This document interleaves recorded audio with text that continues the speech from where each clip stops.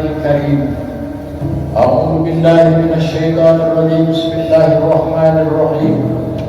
إن في خلق السماوات والأرض واختلاف الليل والنهار لآيات لأولي الألباب الذين يذكرون الله قياما وقعودا وعلى جنوبهم ويتفكرون في خلق السماوات والأرض ربنا ما خلقت هذا باطلا سبحانك وقنا عذاب النار وألا تعدوا علي وأتوا مسلمين. Ma'asyiral muslimin wal muslimat sidang hadirin jamaah salat khusyuk rahimakumullah. Malam hari ini di tahun 2022 ini Allah sudah memperlihatkan salah satu tanda-tanda kekuasaan di mana disusun oleh Allah 3 benda berangkasa sejajar. Walaupun mereka berputar sangat cepatnya, masing-masing dengan putaran yang sangat kencang sekali, berputar di dalam sumbunya, mereka sejajar seakan bersaf-saf, seakan-akan mereka berbaris. Matahari, bumi, dan bulan. Bumi saja berputar 1.670 km per jam. Begitu kencangnya putar bumi, coba kita bayangkan. Kalau direm sejenak saja, maka apa yang ada di dalam bumi dan seisinya ontang-panting dan berkecepatan. Jangankan kecepatan yang tinggi, kecepatan motor dan mobil kita saja. Dan larikan dengan kecepatan 120-140 lalu kita rem, maka akan terpelanting melakukan terjadi. Apalagi kalau kecepatan tinggi 1.670 km per jam. Bumi berputar, bulan berputar, matahari berputar. Namun karena kuasa Allah, mereka bisa sejajar. Apa yang mereka lakukan? Yang bertasbih kepada Allah Subhanahu wa Ta'ala. Begitu pentingnya saat mereka berjamaah bersaf-saf, kita berbarengan dengan benda-benda langit alam semesta raya ini, sama-sama mentakbirkan, sama-sama bertasbih memuji keagungan Allah. Maka di sana kekuatan dan energi tasbih yang kita lakukan, kekuatan doa dan mustajabnya doa-doa yang kita lakukan di saat itu akan berlipat-lipat kecepatannya, akan berlipat-lipat kekuatannya, karena disitulah kekuatan berjamaah.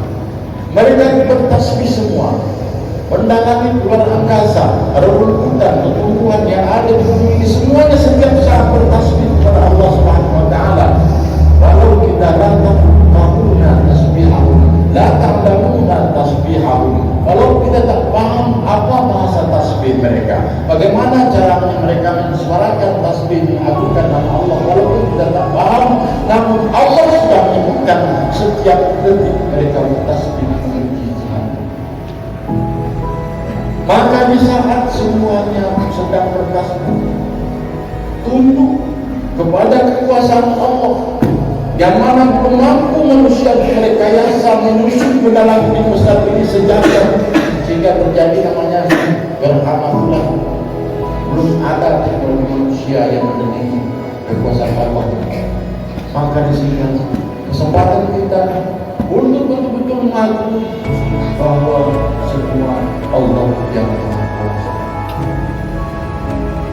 Karena semuanya berjamaah, yang di langit bertasbih, yang di bumi bertasbih, semuanya pahala berjamaah itu berlipat-lipat dahsyatnya. Maka di saat itu panjatkanlah wahai kaum muslimin dan muslimat, panjatkanlah doa, mintalah ampunan kepada Allah, fastaghfir rabbakum innahu kana ghafara.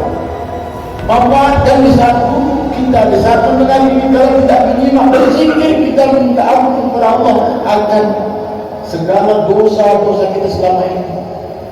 Dosa dari mana? Pikiran kita sudah berdosa, pandangan kita sudah berdosa, penglihatan dan pendengaran kita sudah berdosa, apalagi perbuatan-perbuatan kita dan langkah-langkah kita sebelum berdosa. Tak ada yang tak berdosa, maka saat inilah kesempatan terbaik kita untuk meminta pengampunan kepada Allah akan segala dosa-dosa kita ini. Kita memohon ampun lalu kita berdoa kepada Allah, fastajib doa. Maka Allah menjawab doa kita karena kecepatannya melebihi berlipat-lipat daripada kita berdoa di saat-saat yang lain. Saking begitu pentingnya, maka Rasulullah menyarankan sholat sunat gerhana ini sama hukumnya muakkad seperti sholat hari raya Idul Fitri. Maka dari itu kaum muslimin dan muslimat hadirin jamaah yang berbahagia, bayangkan sama kekuatannya dengan sholat Idul Fitri. Bayangkan apa yang kita dapatkan di saat sholat Idul Fitri: kebahagiaan, kemelimpahan, kesenangan, silaturahmi berjalan, dosa diampuni, bahkan kita akan terlahir dari umur kembali, terlahir sebagai makhluk yang baru kembali dalam Fitri. Inilah momen terpenting bagi kita di tahun 2002 ini.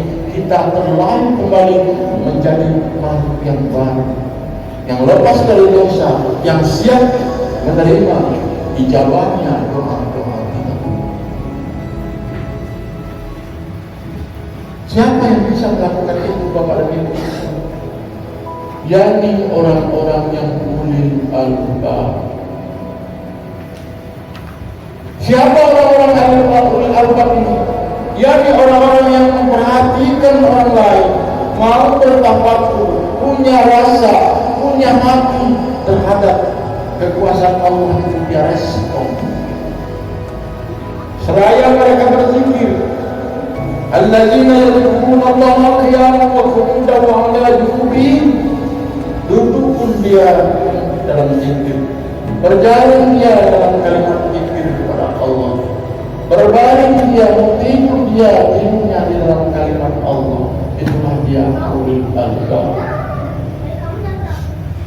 Seraya yatafakkaruna fi khalqis samawati wal ardh, seraya mereka takut respon akan fenomena-fenomena alam yang terjadi menjadi tanda-tanda yang sudah ditunjukkan oleh Allah Subhanahu wa Ta'ala. Kalau kita tidak juga sadar Allah sudah menunjukkan tanda kebesaran, maka disitulah kita tertutup hati kita, tertutup pikiran kita. Jangan-jangan karena tertutup itu kita sudah dicap jadi orang kafir.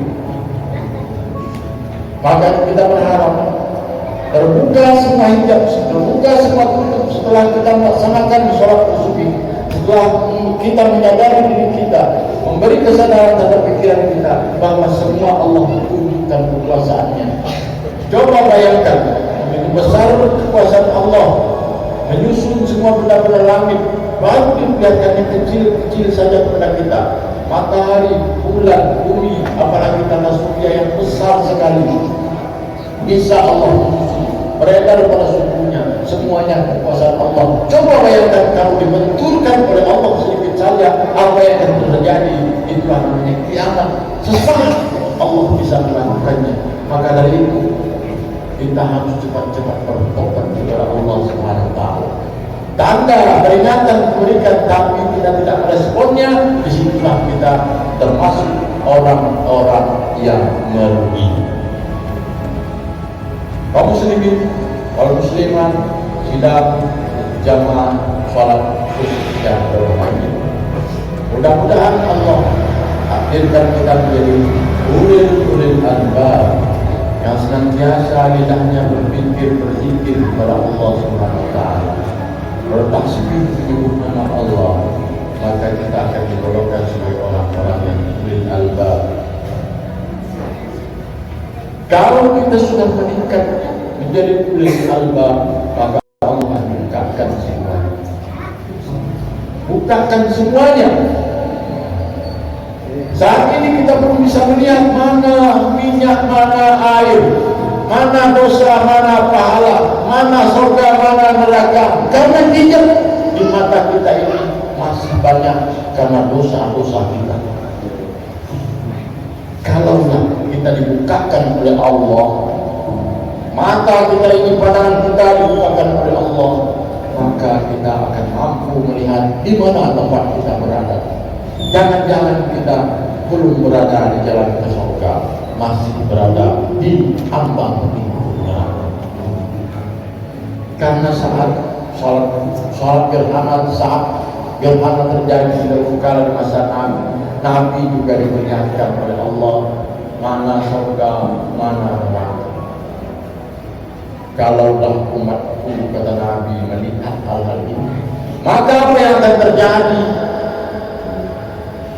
Tak ada kalimat yang lain kecuali hanya dua, senyum dan tangis. Karena dia bisa melihat dirinya di mana. Pintu yang kita tempuh itu hanya dua, Bapak dan Ibu. Hanya dua. Yang satu pintu surga namanya jannah, yang kedua pintu jahannam. Hanya dua yang kita tempuh. Jalan pulang kampung kita nanti. Kampung kita adalah surga, tapi jalan yang kita tempuh pulang itu bisa berbeda. Apakah kita tergolong kepada orang yang dipanggil nanti? Wasiqal ladzina taqaw rabbahum ilal jannati zumara. Jangan-jangan di saat kita dipanggil, wahai orang yang pernah sholat khusyuk di masjid Al-Falah, cepat ini kesempatan untuk masuk gerbang pintu surga. Yang dipanggil malah oleh sana, oleh sini, bahkan banyak yang tertidur, mengabaikan panggilan itu. Namun di saat panggilan kedua, wasiqal ladzina kafaru ila jahannama zumara, panggilan terbukanya pintu jahanam, mereka malah bangun, melihat orang berbondong-bondong berlari, mereka juga ikut berlari, padahal itu adalah pintu jahanam. Itu tidak akan kita dapatkan, tidak bisa mendengarkan panggilan kepada pintu surga itu nanti kalau di dunia ini, Bapak dan Ibu, kita tidak melatih. Di saat nida, di saat panggilan azan, di saat muadzin memandangkan suara azan, sudahkah kita respon? Atau kita santai-santai saja? Maka kalau itu terjadi, sudah kita yakini bahwa kita akan dibutakan dengan panggilan itu nanti. Jadi kita sudah bisa tahu kita ini jalan kita jalan kanan atau jalan kiri. Ingat Bapak dan Ibu, jalan kiri itu pintunya sama, sebelah kiri. Di kirinya adalah jurang, di bawah jurang itu adalah mengalir air. Sungainya mengalir deras. Di sungai-sungai itu ada batu-batu. Namun jalan itu, karena banyaknya orang berdesak-desakan orang menempuh, banyak yang tersungkur masuk ke jurang. Air yang mengalir bukan air yang sedikit, namun air yang panasnya beribu-ribu kali lipat dari air lava. Batu yang begitu bagus tadi, batunya terbuat dari api. Di saat kita tercebur ke air itu, badan kita meleleh langsung hilang. Dan di saat hilangnya badan kita itu, kita merasakan pedihnya. Namun tak lama kemudian bersambung kembali. Kita ingin menggapai batu, batu juga panas, badan kita hancur lagi. Kita rasakan pedihnya dan ini. Sampailah kita ke tebing yang paling tinggi nanti, ingin mencapai tujuan jalan kita tadi. Siapa yang bisa menggapai itu? Yang lebih aman adalah orang yang punya tali pegangan. Apa itu pegangannya?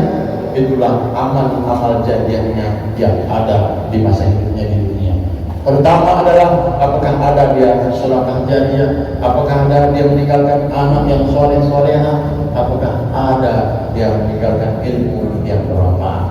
Kalau tidak, Bapak dan Ibu, kalau sempat kita menempuh jalan kiri tadi, tidak ada tempat berpegang, kita berdesak-desakan bisa terjun sebelum kita melangkah lebih jauh.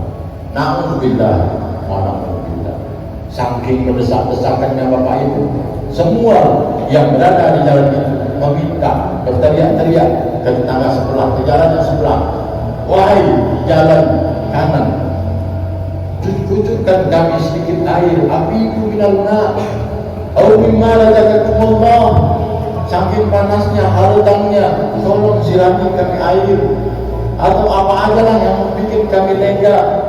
Namun di sebelah jauh tidak bisa lagi kami menolong, semuanya sudah ditentukan oleh Allah Subhanahu wa Ta'ala.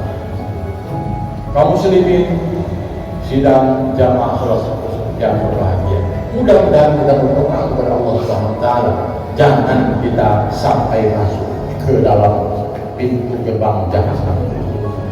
Semoga kita masuk semuanya ke dalam pintu gerbang yang namanya pintu gerbang surga al-jannah. Nah, kita latih diri kita bisa kita ini mendengarkan suara Mekah terhadap orang mengaji Al-Quran, bahkan kalau bisa bergetar hatinya bisa mendengarkan ayat-ayat Al-Quran. Namun kaum muslimin sidang jamaah yang berbahagia, kita sudah berusaha beramal semaksimal mungkin, kita sudah berusaha berjalan menuju pintu surga tadi. Namun di saat pintunya kita sudah tempuh, sudah sampai di depan pintu itu juga belum tentu terbuka secara otomatis Bapak dan Ibu. Kenapa? Karena passwordnya kita salah baca. Maka kita diajarkan passwordnya adalah satu, la ilaha illallah. Password itu harus kita dalamkan setiap saat, harus kita masukkan ke dalam hati kita agar terasa, agar di mana-mana kita berada kita selalu hafal dengan password pintu surga tadi, la ilaha illallah. Maka ada di saat password sudah dibaca, pintu yang belum terbuka Bapak dan Ibu. Kenapa? Membacanya salah. Harusnya la ilaha illallah dibaca la ilaha illallah. Maka Ibu pernah tahu, Bapak pernah ngerti, mencoba di password di Google, kita bertanya kepada Google, siapa pemimpin kamu itu? Kalau nggak jelas suara kita, Google langsung menjawab, saya tak mengerti. Namun kalau suara kita jelas, dia langsung jawab dengan benar. Itulah gambarannya Bapak dan Ibu semua, di mana kita berada nanti. Yang ketiga jalannya adalah Bapak dan Ibu. Jalan kanan ada, jalan kiri ada jalan pembatas seperti jalan tol saat ini. Jalan pembatas itu juga jalan bisa ditempuh oleh orang banyak. Itulah namanya al-aqrab. Kalau jalan itu kita tempuh, kita masuk dari pintu surga, namun kita dipersilakan oleh petugasnya, Bapak, Ibu, masuk di pintu surga ya, silakan jalan di tengah dulu. Di tengah dia berjalan dulu, jalan surga. Kenapa itu terjadi? Bisa mereka masuk ke dalam jalan surga, bisa juga terjun ke sebelah kirinya, jalan neraka. Itulah Bapak dan Ibu, orang yang beramal selama di dunia, banyak ibadahnya, namun belum mendapat rahmat dari Allah Subhanahu wa Ta'ala. Maka dari itu kita tidak bisa sombong. Sebanyak apapun amal kita, sebesar apapun dermawan kita tidak bisa sombong. Kita bisa saja berada di jalan al-haq tadi, bisa menyeberang ke kiri, kalaulah tidak mendapat rahmat dari Allah Subhanahu wa Ta'ala. Itulah yang diperlihatkan oleh Allah Subhanahu wa Ta'ala di saat terjadi gerhana bulan. Kita alhamdulillah belum bisa melihatnya. Kalaulah kita bisa melihatnya, barangkali kalau ketahuan kita di jalan kiri, kita akan menangis banyak masa. Kalau kita ketahuan di jalan kanan, maka insya Allah kita bisa senyum-senyum dan bahagia. Maka dari itu salah satu karunia Allah yang diberikan kepada kita adalah Allah belum bukakan itu mata kita untuk melihat mana itu surga, kecuali barangkali di dalam alam tak sadar kita, alam mimpi kita. Mudah-mudahan semuanya dibenarkan oleh Allah. Apa yang kita lihat di dalam alam tak sadar kita, itulah keadaan yang sebenarnya. Kaum muslimin sidang sholat khauf yang berbahagia, dalam kesempatan ini apa yang harus kita lakukan selain kita bertakbir, bertahmid, bertasbih kepada Allah, tidak lupa kita memohon ampunan kepada Allah dan panjatkanlah doa sungguh-sungguh. Mudah-mudahan dengan kita berdoa segala dijawab oleh Allah Subhanahu wa taala. Allah mendengarkan doa-doa kita, Allah mengabulkan segala minta kita. Mudah-mudahan di tahun 2023 kita sudah menjadi makhluk insan yang baru kembali, dan insya Allah kita akan melangkah lebih baik dengan penuh iman dan